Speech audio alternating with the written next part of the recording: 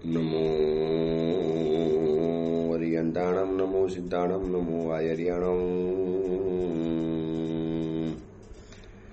નમો વજ્જાયાણમ નમો લોહે સૌવસાવુણમ એસો પંચ નમુકારો સૌવ પાવપણાસણો મંગલાણમ ચ સૌવેસી બડમમ વૈ મંગલમ મંગલમ ભગવાન વીરો મંગલમ ગૌતમ પ્રભુ મંગલમ સ્થૂલભદ્રાદ્યા જૈન ધર્મો સ્તુ મંગલમ.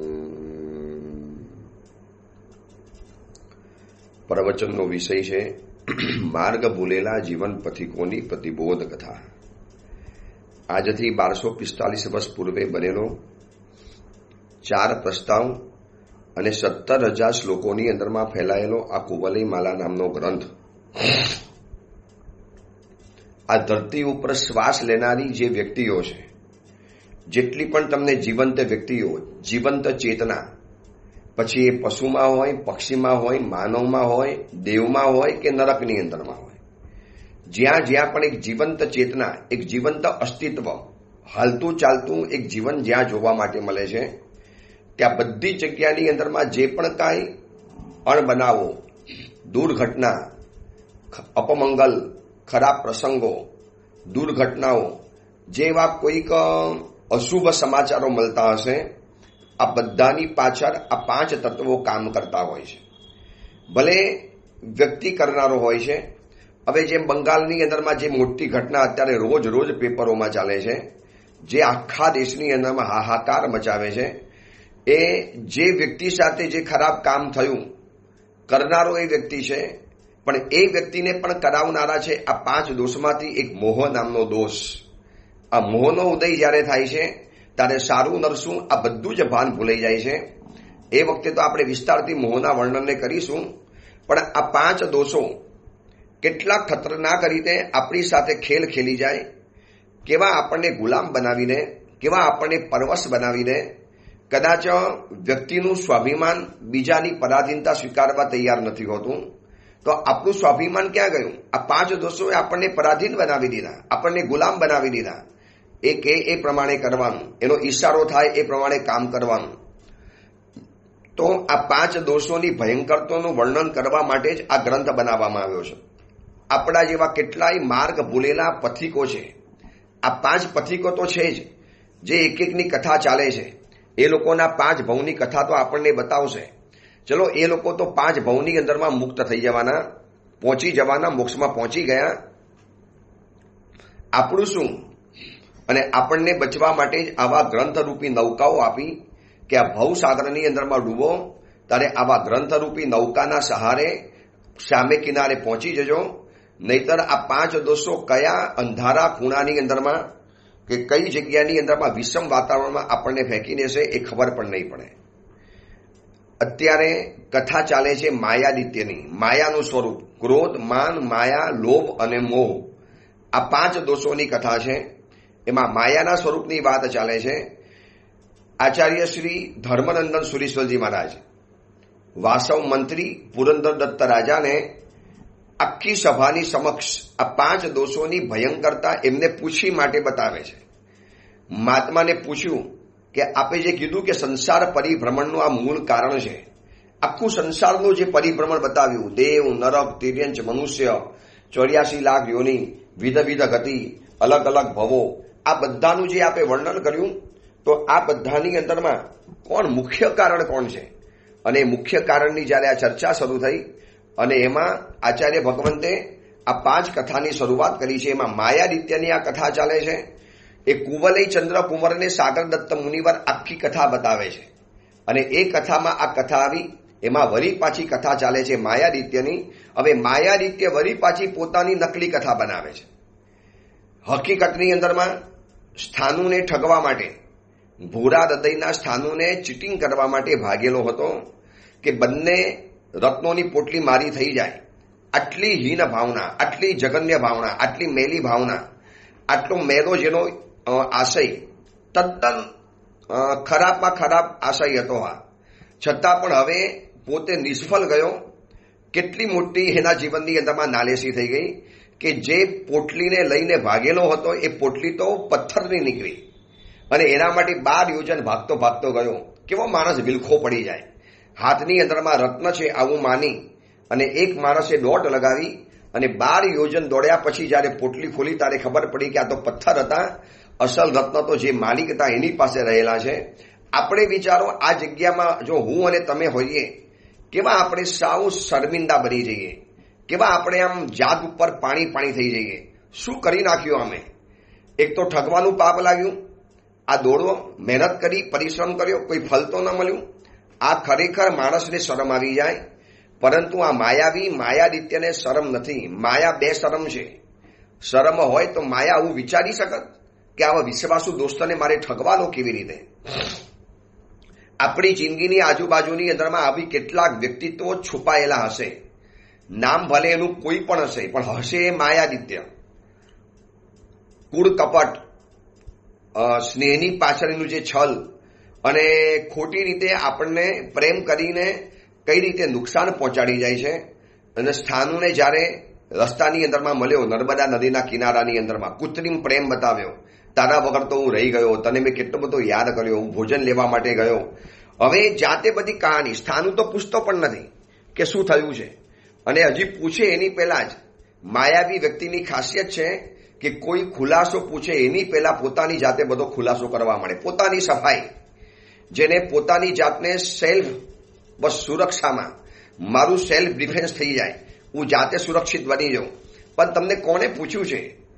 કાં સ્થાનુ તમારી પાસે ખુલાસો માંગવા માટે આવ્યો? જાતે ખુલાસો કરે, જાતે પોતાને સિક્યોર બનાવીને, જાતે પોતાને સેલ્ફ ડિફેન્સમાં મૂકીને પોતે સુરક્ષિત ચક્રની અંદરમાં આવી જાય. જો મારો તો કોઈ વાંક નથી, મેં તો કશું જ નથી કર્યું, પણ તમને પૂછ્યું નથી, કોઈ નથી કર્યું. અને આવા જે વધુ પડતા ખુલાસા, વધુ પડતું જે છે ને ચમચાગીરી, વધુ પડતી આમ જે ચોરીને ચીકણું કરવાની અંદરમાં જાય, તો માની લેવાનું કે આ બધા કોઈ માયાદિત્યના સગા સંબંધીઓ છે. એનાથી દૂર રહેવાનું. હવે માયાદિત્ય સામેથી ખુલાસો કરે છે કે દોસ્ત એ ધનિકના ઘરની અંદરમાં ગયો. ગઈકાલ સુધી આપણે કથા જોઈ, ધનિકના ઘરની આજુબાજુમાં આંટા ફેરા કરતો હતો. તદ્દન નકલી કથા જાણજો. આ તદ્દન નકલી કાલ્પનિક કથા. માયાદિત્યએ જાતે ઊભી કરેલી આ તદ્દન કાલ્પનિક કથા. જોનારું તો કોઈ છે નહીં, સાક્ષી કોઈને આપવાની છે નહીં.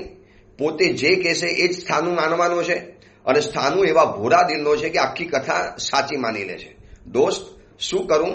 જેલમાં નાખી દીધો, રાજદ્વારે ફરિયાદ કરી લીધી. હવે રાજા છોડે મને કોઈ છોડવાના હતા, જેલમાં સીધો નાખી દીધો.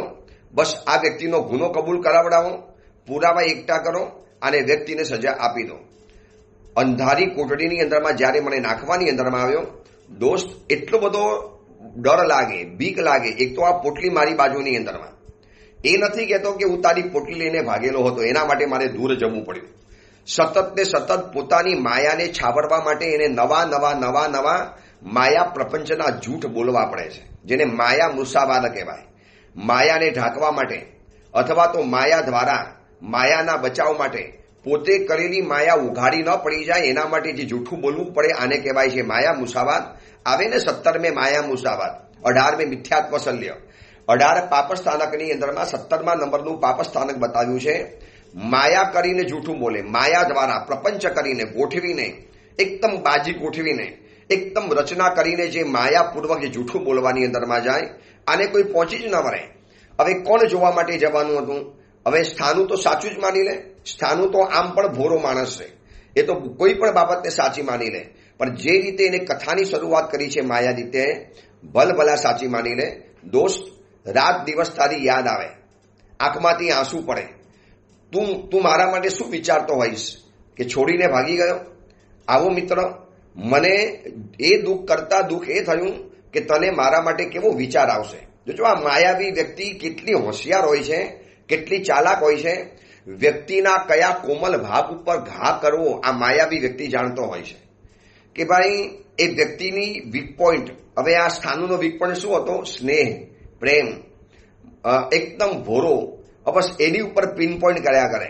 મને એ બધા દુઃખ કરતા તો મને એમ થતું હતું કે મારો મિત્ર મારા માટે શું માનશે. એને એમ લાગશે કે આવો મિત્ર આવી રીતે છોડીને ભાગી ગયો, આવી રીતે મને મૂકીને ભાગી ગયો. એટલે સ્થાનું મને તો એટલું બધું થતું હતું, મને તો એમ જ હતું કે બસ હવે આ કાળ કોટડીમાંથી ક્યારે છુટકારો નહીં થાય, મને ક્યારે મારા મિત્રના મુખના દર્શન નહીં થાય, હું તને ક્યારે પણ નહીં મળી શકું, હું તને ક્યારે આ મારી સગી આંખે જોઈ નહીં શકું, તારા જેવો પ્રેમાળ મિત્રના મને જીવનની અંદરમાં દર્શન નહીં થાય, હું કમ ભાગી છું. મેં આવું બધું બહુ વિચાર્યું જેલમાં બેઠા બેઠા. પરંતુ થોડા દિવસ ગયા હશે અને એક ખૂણાની અંદરમાં પડ્યો હું રડતો હતો. એમાં મધ્યાહ્ન સમયની અંદરમાં કોઈ સ્ત્રી દયાથી જે ભોજન વગેરે વ્યવહાર કરવાનો હોય એ આપવા માટે એક દયાળુ સ્ત્રી મારી કોટડીની અંદરમાં આવી અને જેવો એને મને જોયો ને, અને મારું સુંદર રૂપ, મારું શરીરનું સૌષ્ઠવ, મારી સુંદર આકૃતિ આ જોયા પછી સ્ત્રી મારી ઉપર અનુરાગવાળી થઈ ગઈ. ટોટલી બનાવટી કથા. એટલે માયાદિત્ય કેટલો હોશિયાર છે. હવે હું એમ કહું છું કે માયાવી વ્યક્તિ પોતાની આ હોશિયારી, આ ચાલાકી પોતાની જ માયાને છુપાવવા માટે વાપરે છે. એના કરતાં આ શક્તિ એને લોક કલ્યાણ માટે વાપરતા હોય તો, કોઈકના પરોપકાર માટે વાપરતા હોય તો કેટલું મોટું કામ થઈ શકે, કેવી એની શક્તિ બહાર આવી શકે. હવે ઓલો કે મારી ઉપર અનુરાગવાળી થઈ ગઈ અને એ સ્થાને કોઈ હતું તો નહીં. એટલે મેં એને પૂછ્યું, એ સ્ત્રીને, હે ભદ્રે, તું જો મને સર્વ વાત સત્ય રીતે કહે તો હું તને એક વાત પૂછવા તૈયાર છું. સ્ત્રી તો મારી ઉપર ઘેલી થઈ ગયેલી હતી, અનુરાગવાળી હતી અને મને ખબર પડી કે આ સ્ત્રીના ચહેરા ઉપર મારી ઉપરનો પ્રેમ દેખાય છે. એટલે મેં એને કીધું કે જો તું મને સાચી વાત કહેવાની હોય તો મારે તને એક વાત પૂછવી છે. બોલો, પૂછું? સ્ત્રી બોલી, પૂછો, હું તમને સાચું કહી દઈશ.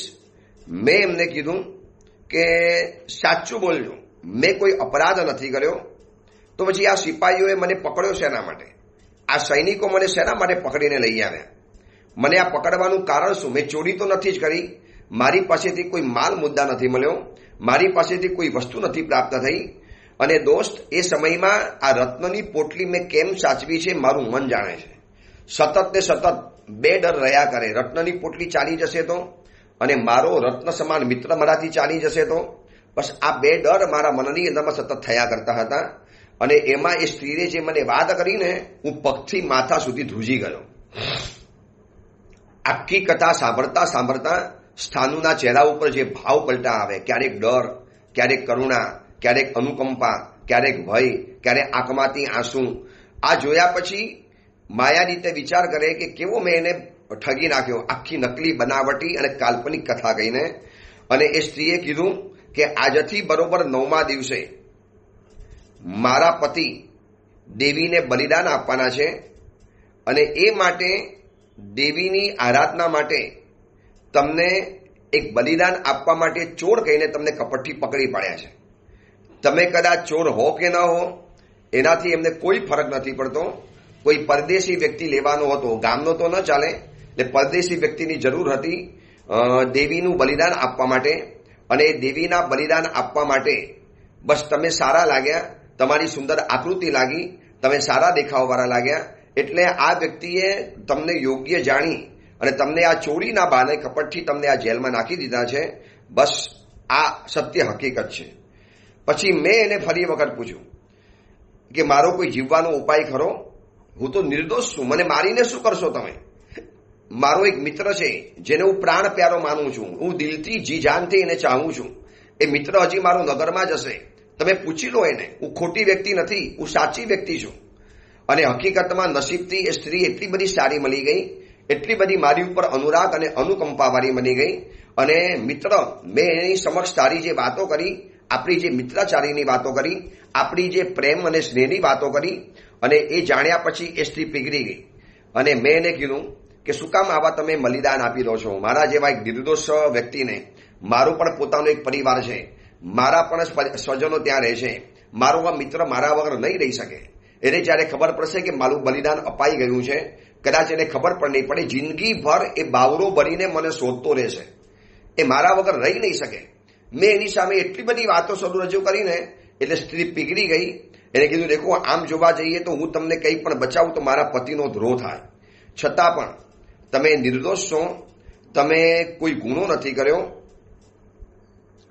અને છતાં મને તમારી ઉપર સ્નેહ ઉભરાય છે. એટલે મારી એક વાત ધ્યાનથી સાંભળો.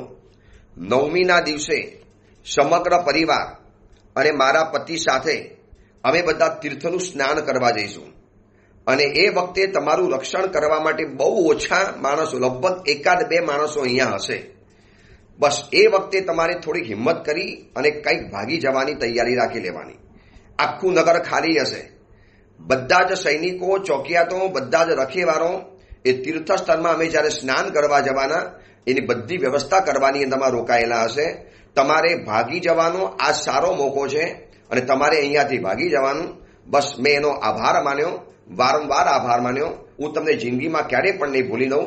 બસ બેન, તમે મારી ઉપર બહુ આભાર માન્યો, તો મારી ઉપર આટલો બધો અનુરાગ કરી, પ્રેમ કરી અને મને આવી રીતે સાચી હકીકત બતાવી અને મેં એની સામે એટલું બધું આજીજી કરી, વિનંતી કરી, ઉપકાર માન્યો, આભાર માન્યો.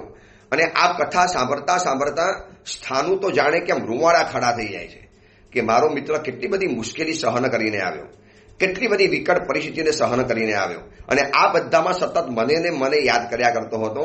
સ્થાનું બચારો ભોરો છે, ખબર નથી કે ટોટલી નકલી, બનાવટી અને કાલ્પનિક આ કથા બનાવે છે. કથા તો કંઈક અલગ જ હતી, આખી ઉલટી કથા છે કે અને એક કદાચ કથા સાંભળે ને તો બીજી કોઈ વ્યક્તિ તો કદાચ માયા રીતેની સાથે સંબંધની સામે જોવા પણ તૈયાર ન થાય. પણ આ સ્થાનું હતો અને આવા માયાવી વ્યક્તિઓ આવા સ્થાનું જેવા વ્યક્તિત્વને શોધતા ફરતા હોય છે. એને આવા કોઈ ભોરા હૃદયના વ્યક્તિઓ મળી જાય એટલે એને જ કદ પ્રમાણે વેતર્યા વગર રહેતા નથી આવા માયાવી વ્યક્તિઓ. અને એને કીધું કે બસ 9મીનો દિવસ આવ્યો, હું સાવધાન હતો, આજે મારે ભાગી છૂટવાનું હતું. મેં તારું નામ લીધું, તને યાદ કર્યો, મેં સાહસ કર્યું. જિંદગીમાં ક્યારે આવી રીતે મારામારી નથી કરી, પણ આજે કરવી પડશે. અને જોઈ લીધું કે માત્ર 2 સૈનિકો હતા બસ મને સાચવવા માટે, બાકી આખું બધું ખાલી, બધો સન્નાટો છવાયેલો હતો. અને મેં કીધું કે આ મોકો છે અત્યારે, બસ આ અભી નહીં તો કભી નહીં, અભી નહીં ભાગા તો કભી નહીં ભાગ શકતા હું. એટલે મેં કોઈ પણ હિસાબે દાવ ખેલ્યો, 2 સૈનિકોના શસ્ત્રો ઝૂંટવી લીધા, બંને જણાને પાડી લીધા, પછાડી લીધા. સાચું કહું મિત્ર, આ બધું કરવાની તાકાત મને તારી યાદમાંથી આવતી હતી, તારી સ્મૃતિમાંથી આવતી હતી.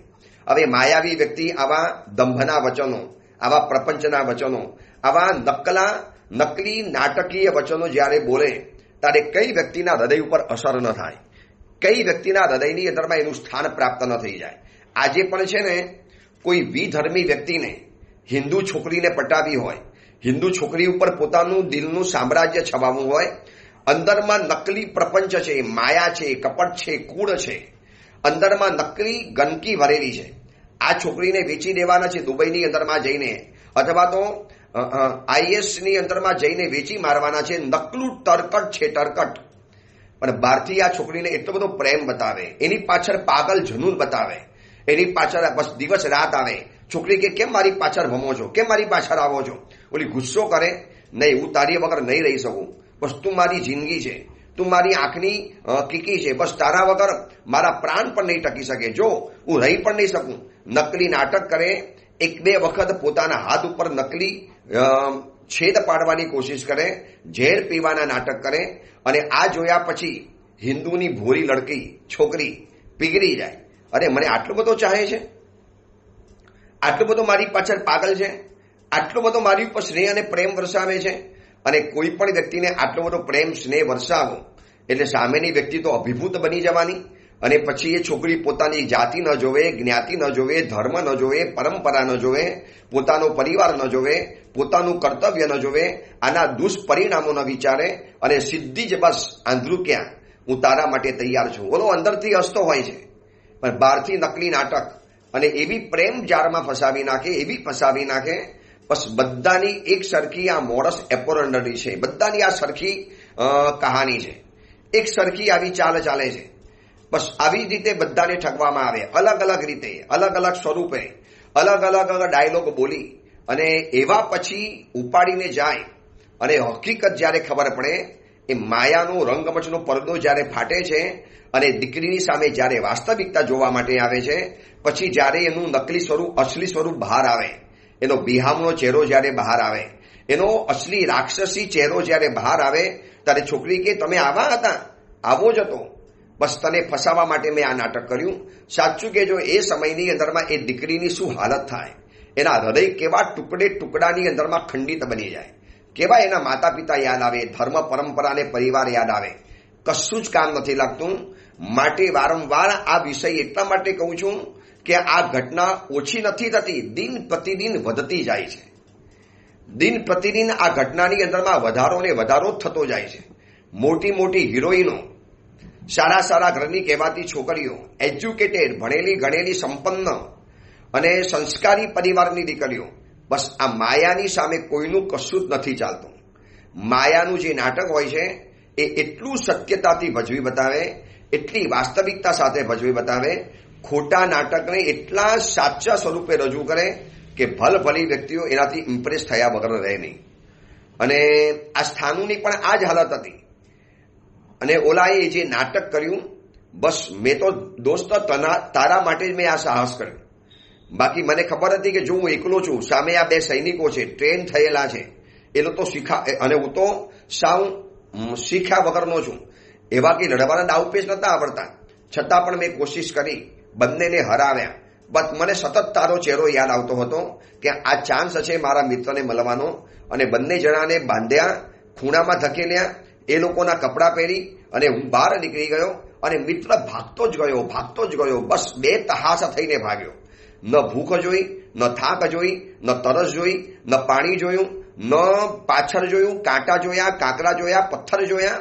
એ જે કથાનું જે વર્ણન કરે ને આ માયાવી વ્યક્તિ, આપણને એમ લાગે કે જાણે ભલા વ્યક્તિને એમ લાગે કે મારા માટે આ વ્યક્તિ કેટલું બધું કરે. સ્થાનુને એમ થયું કેવો મારો મિત્ર, કેટલો બધો પ્રેમાળ, મારા માટે કેટલો બધો ઝૂરે છે, મારા માટે કેટલો બધો અંદરથી હિજડાય છે, કેટલું એને મારા માટે લાગી આવે છે, શું આ મારો મિત્ર છે, આટલું બધું મારા માટે એને લાગી પડે છે. બસ આ વિચારની અંદરમાં એ પણ વિચારી શક્યો કે આ વ્યક્તિને શું છે મારી ઉપર આટલો બધો પ્રેમ રાખવાનું કારણ. પરંતુ ભોરા માણસો આવું વિચારી નથી શકતા. એ તો છોકરીઓ ન વિચારી શકત કે કેમ મને આટલો બધો પ્રેમ કરે, શું છે મારી અંદરમાં એવું. ચલો સૌંદર્ય છે તો મારી એકલી પાસે નથી, સૌંદર્ય તો ઘણી છોકરીઓ પાસે છે, મારા કરતાં પણ વધુ ચડિયાતી કોઈ બ્યુટીફુલ છોકરીઓ છે, કેમ મને જ પકડે છે. છોકરીએ વિચારવું જોઈએ કે હું ભોરી છું, હું એકદમ સોફ્ટ ટાર્ગેટ છું, એટલે મારી ઉપર પાછળ પડે છે. આની પાછળના કંઈક તો કારણ હોવા જોઈએ. ભોટાઈ ન ચાલે, ભોળપણ ચાલે. પણ આજની ભણેલી ગણેલી છોકરીઓ પણ સાવ સાચું કહું તો આમ ભોટ જેવી હોય છે, વિચારી પણ નથી શકતી કે કોને દિલ અપાય અને કોની સાથે દિલના સંબંધો જોડાય. હવે સ્થાનુએ આ જ્યારે વાત સાંભળી, મિત્ર બસ ભાગતો જ ગયો. મને એટલી ખબર હતી કે આપણો રસ્તો નર્મદા નદીના કિનારેથી પસાર થવાનો છે. તું પણ આ નગરથી આ રીતે આવીશ તો અહીંયા ભેગો થઈશ. આ બધું મેં અનુમાન લગાવ્યું અને કેટલા દિવસોથી અહીંયા આવીને બેઠેલો છું. દોસ્ત ખાવાની પણ ઈચ્છા નથી થતી, દોસ્ત જમવાનું પણ મન નથી થતું. બસ કેટલા દિવસોથી અહીંયા બેઠો, કદાચ રખેનું ભોજન લેવા નગરમાં જઉં અને તું અહીંયાથી નીકળી જાય તો મારી શું હાલત થાય.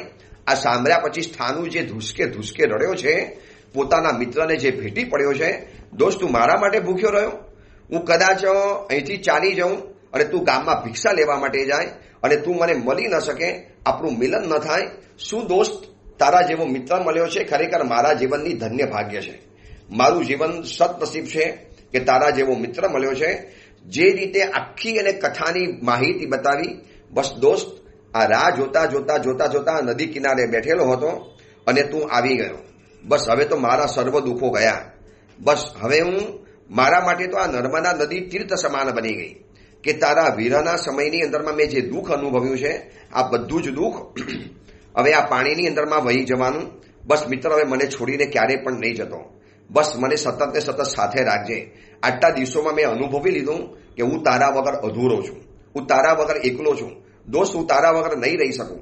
જે રીતે નાટક, માયા, પ્રપંચ, દંભ, નકલી સંવાદો, નકલી ડાયલોગ્સ, જે રીતે એને જે કર્યા છે ને, આ વર્ણન અહીંયા જે વર્ણન કરવાની અંદરમાં આવ્યું છે, આપણું આમ લાગે કે આ માણસે આ શક્તિનો જો સાચો ઉપયોગ કર્યો હોત સાચા રસ્તાની અંદરમાં તો પોતાનું તો કલ્યાણ થયું હોત, એની સાથે કેટલી વ્યક્તિઓના આત્મકલ્યાણ થઈ ચૂકેલા હોત.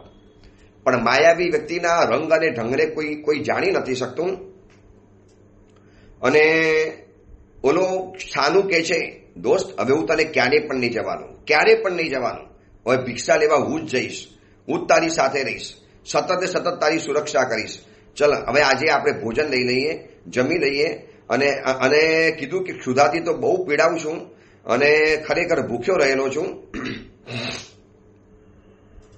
અને આજે હું તારા માટે ભોજન લઈ આવું છું, તું ચિંતા નહીં કરતો, લે આ રાખ. અને હું હમણાં જ ગામની અંદરમાં જઈ અને આવું છું અને આ રત્નની પોટલી તારી પાસે આપીને જઉં છું. બસ કોઈ પણ હિસાબે જલ્દીમાં જલ્દી સાચવીને બેસજે, કોઈ ચિંતા નહીં કરતો, હું તારી સાથે જ છું ને. અને ઓલાએ નાટક શરૂ કર્યું, નહીં તું મને છોડીને નહીં જા, જો મારી તો ચાલવાની તાકાત નથી, ગામમાં આવી જાઉં. ઓલો કે તારી તાકાત નથી અને જો હું નહીં જાઉં તો તું પણ ભૂખ્યો રહીશ, હું પણ ભૂખ્યો રહીશ. આટલો વિરહ સહન કર્યો છે, થોડોક વધુ વિરહ સહન કરી લે, થોડુંક વધારે સહન કરી લે. બસ થોડો સમય છે ને, હમણાં હું ગયો અને આવ્યો, ચિંતા નહીં કર, લે આ મારી રત્નની પોટલી સાચવું અને હમણાં હું આવું છું, ચિંતા નહીં કરતો. બસ આટલું કહેવાની વાત હતી. અને માયાદિત્યની આંખની અંદરમાં એક માયાની ચમક આવી ગઈ. સ્થાનુ ન જાણી શક્યો, પણ હોશિયાર ચાલાક વ્યક્તિ જાણી શકે છે કે એની આંખની અંદરમાં જે લાલસાનો તિખારો, જે લાલચનો તિખારો, જે એના આંખોની અંદરમાં આસક્તિની જે એક લાલાશ આવી જાય છે ને, આ જો વ્યક્તિને જાણતા આવી જાય તો એ વ્યક્તિ સંબંધના ક્ષેત્રની અંદરમાં ક્યારે હારતો નથી. અને સ્થાનુએ જ્યારે રત્નની પોટલી આપી અને જે રીતે એને ઝપડ મારીને લઈ લીધી, અને સ્થાનુ જ્યારે ગયો ગામમાં ભોજન તપાસવા માટે ગયો, અને આ બાજુ પેલો વિચારે છે માયાદિત્ય કે શું કરું, ભાગી જાઉં, ફરી વખત ભાગી જાઉં. હમણાં તો હજી નકલી કથાની અંદરમાં પોતાની મિત્ર ઉપર પ્રેમ વરસાવ્યો છે, અને જેવી સાચી પોટલી હાથની અંદરમાં આવી એટલે વળી પાછો એના મગજની અંદરમાં પાપી વિચારો શરૂ થઈ ગયા. હવે વિચારી લેજો આ માયાવી વ્યક્તિને કોણ પહોંચી વળે. એમ લખ્યું છે કે દુસ્તજ્યમ દંભ સેવનમ. મહોપાધ્યાય યશો વિજયજી મહારાજાએ અધ્યાત્મ સારની અંદરમાં લખ્યું છે કે બાકી બધું છોડવું શેનું છે, પણ દુસ્ત્યજમ દંભ સેવનમ. માયાનું સેવન કરવું, છોડવું અત્યંત કઠિન પડી જાય, એ માણસ વિચારી પણ ન શકે. ઓલાએ જોયું કે હમણાં ભાગી જઈશ ને વળી પાછો એને ડાઉટ પડશે, અહીંયા ભાગવું કેવી રીતે, શું કથા બનાવું, કેવી રીતે બનાવું. પોટલી પોતાના હાથની અંદરમાં તો રાખી લીધી અને રાહ જોવે છે, આવા દો, પછી કંઈક પેત્રો વિચારીશ, એક વખત ખાઈ પી લેવા દો, શરીરમાં શક્તિ આવી જવા દો. અને આ બાજુ ભોરા હૃદયનો સ્થાનુ નગરમાં ભડકીને ભોજન માટે કોશિશ કરે છે, અને આ બાજુ આ નકલી માયાવી ભાગી જવાની વિચારણા કરે છે. વિચારજો આપણને કેવી ઘૃણા થઈ જાય આ માયાદિત્ય ઉપર. આવું આ માણસ આટલા બધા ભોરા હૃદયના માણસને ઠગવા માટે તૈયાર થાય. હજી હમણાં તો શું બોલતો હતો અને અહીંયા શું કરી રહેલો છે. અરે ભોરા હૃદયનો માણસ તો આવું વિચારી પણ ન શકે કે આ ખોટા ડાયલોગ, નકલી ડાયલોગ. પણ માયાવી તો આમ જે સરળતાથી ઇઝીથી જે બોલે ને, આપણે આમ જોતા રહી જઈએ, આભા બની જઈએ, अपना मुंह खुला रह जाए और आंख फटी सी रह जाए. यार क्या है, શું કમાલ કરે છે આ માયાવી વ્યક્તિઓ. અને ભાગવાની કોશિશ હતી, ભાગી શકતો હતો, શરીરમાં તાકાત નથી, ભૂખ લાગી છે, અને હમણાં ભાગીશ તો કંઈક ખોટું થઈ જશે, આ જંગલમાં પાછો ભાગીને જઈશ ક્યાં, ચલો રાહ જોઈ લેવા દે.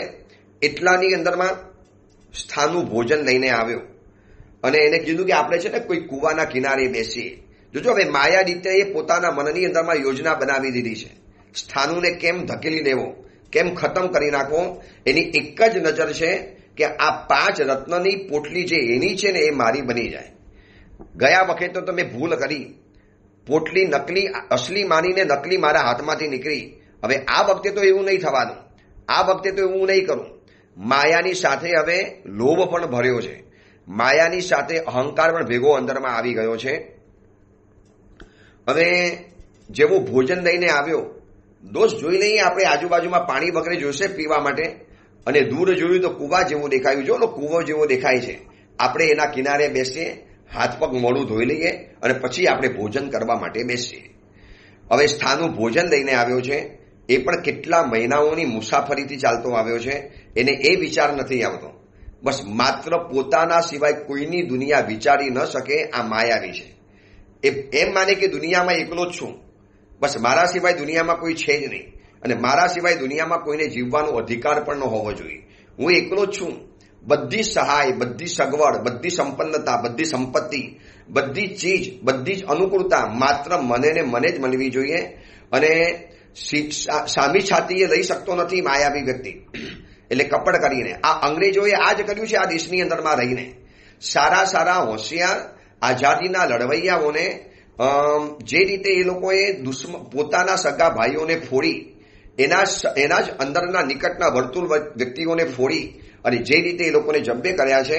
તમિલનાડુની અંદરમાં આવા જ કોઈક હતા સ્વાતંત્ર્ય સૈનિક, અને એને પોતાના જ પિતરાઈ કાકાને ફોડી અને જે રીતે જબ્બે કર્યા છે. બાકી સામી છાતીએ જો લડવા માટે આવ્યા હોત ને તો આ મોગલો અને અંગ્રેજો આ દેશની અંદરમાં 1 મહિનાથી પણ વધુ રહી ન શક્યા હોત. તાકાત જ નથી. પણ આપણા ભોરા હિન્દુઓ, હજી પણ હિન્દુઓ ભોરા છે, હજી પણ હિન્દુઓ ઠગાય છે. મફતના નામે ચૂંટણીની અંદરમાં આવશે, મફતના વચનો આપી દેશે, અનામતના વચનો આપી દેશે, તમને ફલાણી સગવડ આપવાના વચનો આપી દેશે. અને ભોરા દિલના હિન્દુઓ ઠગાયા છે અને આજે પણ ઠગાટા આવ્યા છે. શું વાત કરવી એ ખબર નથી પડતી. જોઈ લો, જે રીતે હિન્દુઓ સાથે જે રીતે વાતો થાય છે, જે રીતે ઠગામણ વાતો થાય છે, જે રીતે જાણે કે આમ ભીખ આપવાની વાતો ચાલે છે. આ સસ્તું કરી આપીશું, આ સસ્તું કરી આપીશું. એ લોકો નથી જોતા કે અમારું ભવિષ્ય ક્યાં રહેલું છે. હિન્દુએ આ વિચારવું પડશે. ચલો, આ અંગેની બીજી વિશેષ વાત આપણે આવતીકાલે કરીશું. હવે કૂવાના કિનારે ગયા પછી સ્થાનું અને માયાદિત્યમાં જીવનમાં શું ધરખમ ફેરફાર આવે છે, માયાદિત્ય વરી પાછો શું ભયંકર પ્રપંચ ખેલે છે અને શું થાય છે એ વાતો આપણે આવતીકાલે જોઈશું.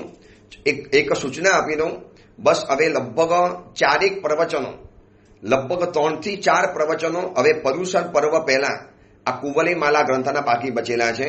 અને ત્યાર પછી પર્વાદિરાય પર્યુષણ મહાપર્વના પ્રવચનો શરૂ થઈ જશે. આજે સમજો તો 25 તારીખનું આ પ્રવચન તમારી સામે આવશે. પછી 26 તારીખે સોમવાર છે એટલે પ્રવચન માંગલિક રહેશે. પછી 27, 28 અને 27, 28 2 દિવસના પ્રવચન તમારી પાસે આવશે. 29 તારીખનું પ્રવચન પર્યુષણ પર્વ પહેલાનું પ્રવચન આવશે કે પર્યુષણ પર્વનો આગલો સંદેશો શું રહેલો છે, પર્વાદિરાય પર્યુષણ મહાપર્વના શું સંદેશા રહેલા છે. અને 30 તારીખથી જે પર્વાદિરાય પર્યુષણ મહાપર્વ શરૂ થઈ જવાના, એના પ્રવચનો શરૂ થઈ જવાના, અદ્ભુત એના પ્રવચનો આવશે. તો આ રીતની આખી વ્યવસ્થા છે. એ જ મંગલ કામના, મંગલ ભાવના. જીનાગના વિરુદ્ધ કાંઈ પણ બોલાયું હોય તો મિચ્છામી દુક્કડમ.